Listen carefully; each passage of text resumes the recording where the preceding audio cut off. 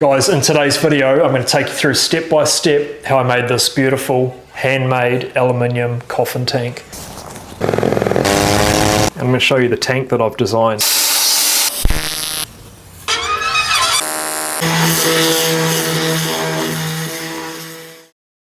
Oh, he's scared of your camera. What's this? Oh.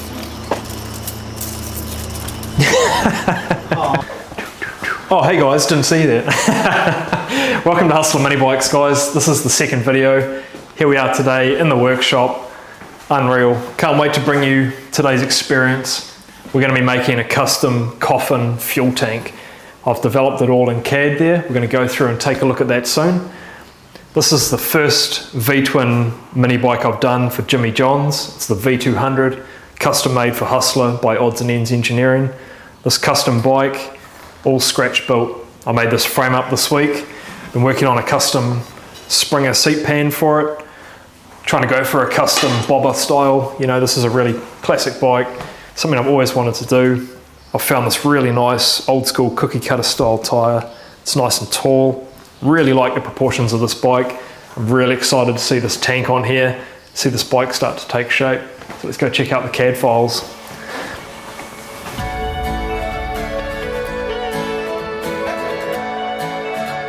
Hey guys, I'm here at my desk and I've got SolidWorks open. I've designed this faceted coffin tank. It's a sheet metal development and it's quite complex, so I'm quite excited to show you guys something a bit off the cuff here. It's, you know, a design that I'm developing and I don't really know how it's going to look until I actually make it and get it on the bike. I thought about 3D printing something like this from plastic, but the reality is I don't think it's that finesse of a design. I think I've nailed it. I took some basic measurements on the bike and using my ichrometer and that, I think I've come up with something that I'm pretty happy with. I'll give you a quick rundown of how I've actually drawn this in SolidWorks. If I show you the original blocky feature that I drew, it was just like a faceted solid shape, and I've broken it down into 4 components which will plasma cut and then fold in my V-block in the hydraulic press. So the top piece, I've used the top face as the base and then 2 bends, converted that to sheet metal, 2mm thick, and that's our top piece. And then we have our bottom piece. And bearing in mind, guys, I'm folding this in a V-block in a press, so I've got fairly limited parameters that I can work with. So I've tried to keep the bending simple, hence why I've just got the 2 sets on that. And then we're doing the end pieces separately, because I don't have short V-blocks and knives to be able to get in and do the last 2. So again, that one started with the block feature, and I picked the base as the flat plate, and then I've picked the bends that I wanted to use and converted that to the same 2mm sheet material, and I'll show you what that looks like flat. So that's the flat pattern that we'd use for plasma cutting. Basically I can export that by right clicking, exporting it as a DXF, and then with that DXF file we can import it into SheetCam, and I'll create the cam file which my plasma cutter can use to cut the material. So if we open a new job, new part, and it's the coffin tank front piece. So that's the outline, and we cut the plasma. I've already set the parameters up to suit my plasma cutter. There's our cut path, including the hole. And we can see all the order of operations, and we're going to go ahead and just export that G-code, put it under the NC programs on my USB stick, save, and we're done. So that file's on my USB stick ready to bring over and put into the plasma cutter. Okay guys, we've got the files on the USB stick. We're going to head on in and plug them into the plasma table. Okay guys, this is my ArcDroid CNC plasma cutter. I'm running a Strata plasma on this machine. It's a single phase, and we've gone ahead and installed a nice big 32 amp single phase plug for this. We are pulling 30 amps from this, which is quite a lot for a single phase. I've got my files on the USB stick. We're going to go ahead and upload them. I'll show you guys what that looks like, and then we'll get our sheet of 2mm aluminium and we'll start cutting. We've got the plasma cutter turned on, and before we do anything we have to home the arc droid. So you'll see it go through its little cycle, bumps into its limit switches. That's how it finds its home every time. Once it's homed, we can actually use the machine. So what I'll do is chuck my USB drive in here. And we're going to go ahead and we'll load the first part that we want to cut. Start with the coffin tank top piece. So you can see the file come up. We can zoom in and out on here. Basically where the torch is that little green circle on the screen. So you'll see it move around as I move the torch around. There it is. So the little green dot is the torch head moving around the table. So we can position the torch head in the center where we want it and then zero the file. And that gives us our cut position on the sheet.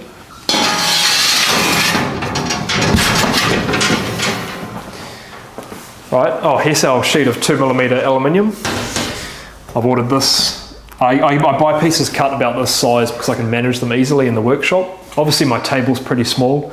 It's a 600 by 400, so no point having a full sheet and trying to manage that. This here, 5005 grade, so that's a nice formability. We're going to be doing bending on this. Obviously we want to resist stress cracking in the bends, so this is our best option. Well, easily available option anyway in New Zealand. So we're going to figure out how we're going to support this. Basically I'm going to sit it on here like that. Sweet guys, so I've got my pattern all loaded up, I've got the machine zeroed, and I've got the leveling done. Now I can go ahead and start cutting. So yeah, brace yourself. I've got my tinted glasses. Hope Pat's going to be alright behind the camera. Let's make some noise, make some sparks. I'm running 1200 millimeters per minute feed rate.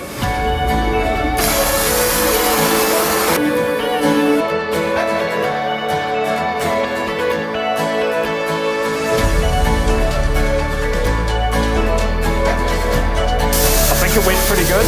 The sheet did distort a little bit as it was cutting from the heat. I might need to just pin it down a bit better. I can see the torch dragging a little bit around here, which can sometimes, you can see the scratch marks, so it was too close, and that can kind of make it get out of sync a little bit. The actual dimensions of this might be a little bit out, so I'll give it a quick measure up and we'll check. Alright guys, so this is the top panel. That's going to get 2 folds in it, and that's going to make up the top of the tank. Let's go ahead and cut the rest of them. So I'm just using these weights to hold the sheet down, keep it flat, because I could see it was distorting and warping as the torch moved around from the heat. It heats up extremely quickly and really localized, but it does have a big effect. Aluminium's not so bad, but stainless steel can be even worse.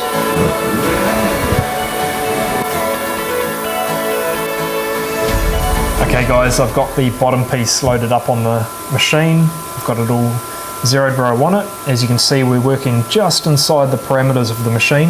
That curve there is the arc droid itself, and the white line is the outer parameters that it can cut to. So I'm going to go ahead and push play. Pretty cool guys. Got a much better result this time by moving the torch cut height up a little. Didn't get any dragging. Nice clean result, very few flaws. Hey guys, I'm just going to go ahead and trim the waste off this sheet, ready to cut the next few parts on it. Okay guys, here's the parts that I've just taken off the plasma table. I'm pretty happy with all of these. I'm going to go ahead, clean them all up, take all this dross off, then we're going to clean them up with the orbital sander. Then we'll move on and we'll take it over to the press, and we're going to try and press all these, get it all into shape, and then we'll look at welding this bad boy up with the TIG welder.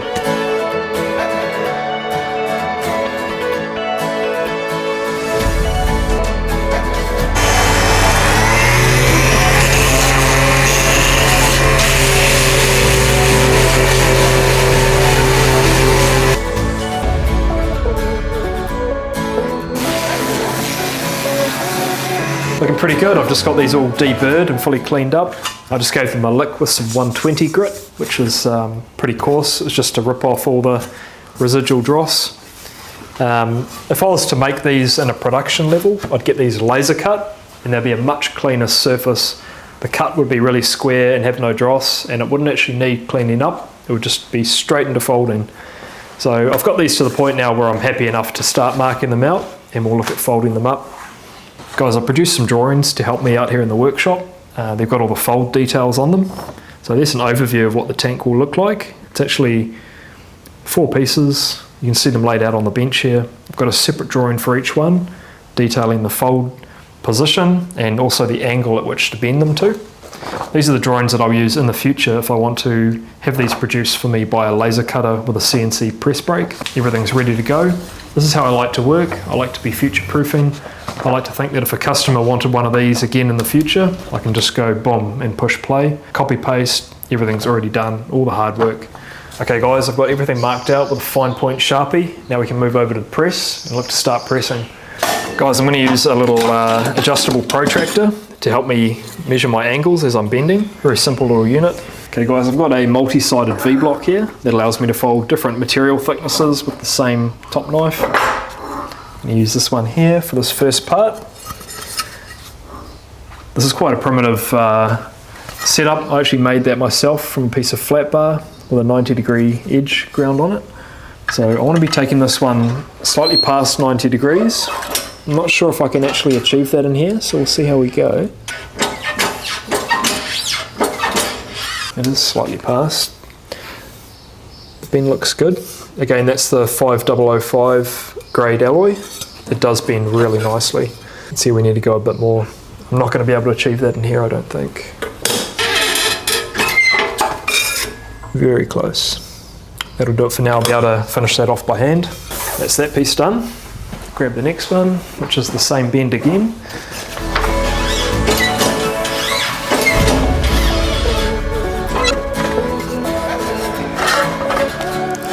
Sweet. What do you have there? It's finished. That's the base of the coffin tank. I'm fairly happy with it. One of these gaps has come out a little bigger than I had hoped, but hopefully we can tweak that a bit. Once I get the top piece done, we'll see how we can bring that together. It's pretty cool. You can see it's really starting to take shape. Alright guys, so the final piece to do is the top. It's a little bit bigger than the other pieces. It's too long for this, so I'm going to go ahead and put this bigger press brake attachment into the press. I'm going to use that. Okay guys, let's start this press up.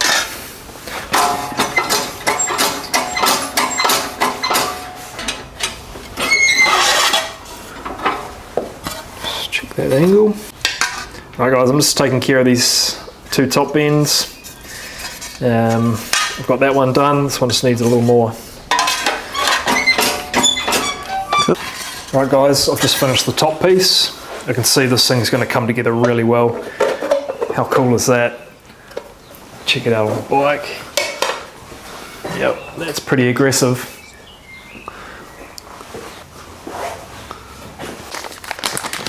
Alright guys, I'm just going to show you the componentry that I'm going to weld into this. I'm going to use this fuel tap on the bottom. So I've machined this little threaded adapter. That'll weld into the bottom of the tank. See the little internal gauze. And on top of the tank for the filler will be this billet weld-on cap. So I'm going to go ahead and bore a hole in here now. I would have bored the hole earlier, except it would have distorted when it was bent. So I'm going to do that in the milling machine with a hole saw.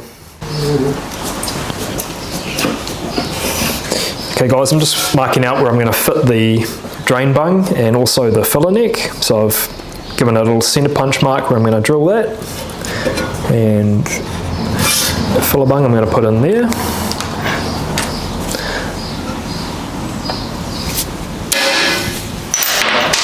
I'm going to use this 32mm hole saw. I'm going to bore that through the top.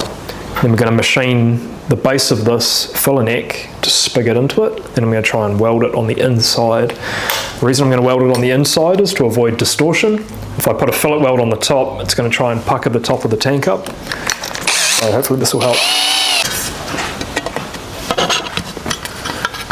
Alright guys, so machine that so it's a nice tight fit hopefully.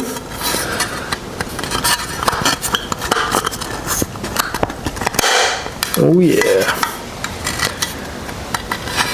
Everything's prepped. I've got my filler neck spigoted on there, ready to weld on the back side. And then we're going to start tacking this thing together. So let's get into it. What is this? What is that? You'll see when it starts up. Personalised Kempe welder. Guys, we'll just set the gas flow rate to 11. Start the gas test up. Come around the back here and we'll see the ball valve currently sitting on 5. We're going to turn it up to 11. We're going to use 2.4mm welding rods.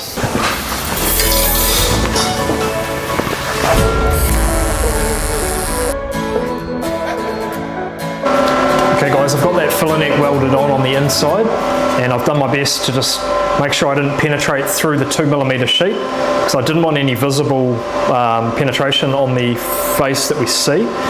I've done pretty well, and there is a fair bit of distortion though. 2mm sheet is quite thin, so it does move as you're welding. I'm pretty happy with that though, and after it's powder coated, it's definitely going to look really good. So I'm happy with this. I'm going to go ahead and start tacking the whole thing together before I then finish welding.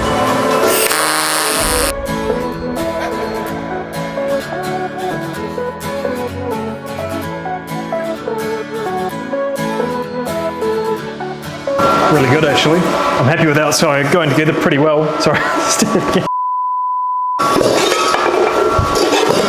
it going there? How's it going?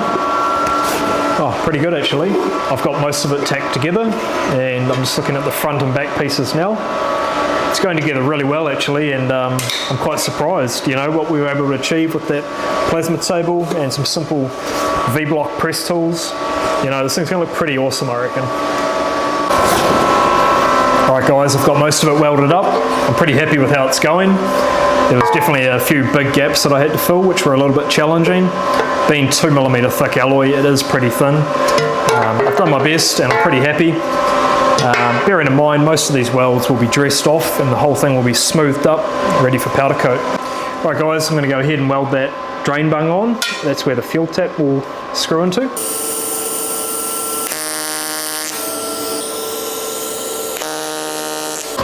Alright guys, that's it. I've finished all the welding. I've got the drain bung welded on. I'm going to let it cool down, and then we're going to go ahead and dress the whole thing.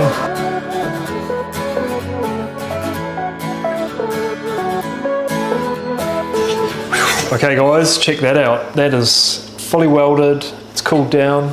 I'm really happy. I think for my first go at a coffin tank, it's pretty sick. I really like the size. It's about 3.3 litres by the way, which is a nice big size. Right now I'm going to use an angle grinder with a flap disc. I'm going to take off the bulk of the weld material, and then I'm going to go ahead and grab my Metabo orbital sander, and I'm going to work my way down through a couple of grits, probably use 120 and then 240, and get this thing down to a really nice smooth finish all over.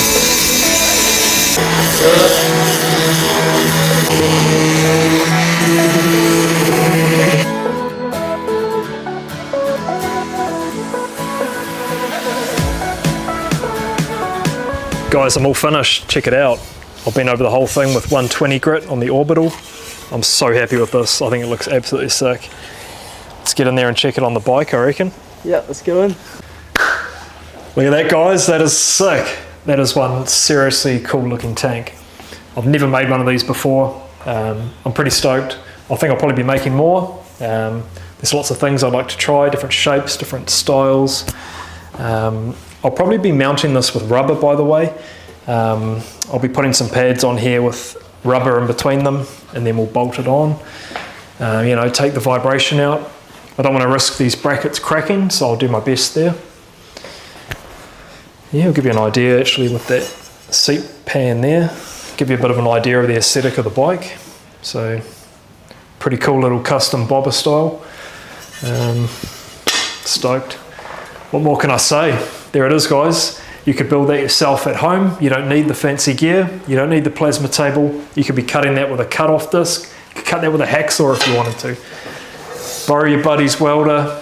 Guys, you could be making this tank for your full-size Harley bobber if you wanted. This isn't limited to mini bikes. This is full-size bike stuff now. Alright guys, in last week's video you saw us assemble this insane supercharged rotary mini bike. Today we're going to take it out for a test spin. We're going to see if this thing does what we say it can do. We're going to take it out, we're going to see what we can hit, we're going to see how many pounds of boost we're running. We're only going to do about 50 kilometers an hour because we're on the road, that's the speed limit. We're not looking to break any rules here. Well, we are, but we aren't. We're on a closed road, by the way, in Mexico.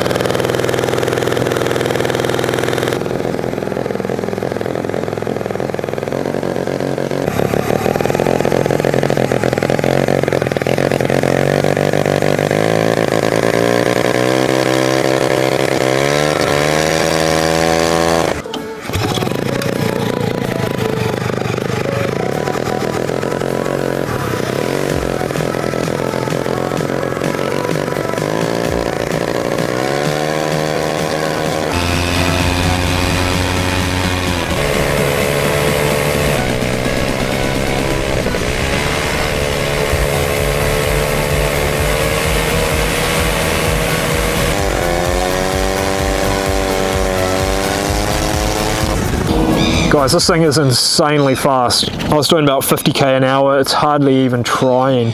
Like, this thing will easily do 100, but man, you need a smooth road. It's really bumpy. You can see this thing is absolutely really hot now. I don't want to get it any hotter. You can see the intake manifold, it's forming condensation on it. It's getting so cold from the Venturi effect there. So guys, thanks so much for watching today. I'm absolutely stoked to have brought this to you. Can't wait to bring you more projects in the future, so stay tuned.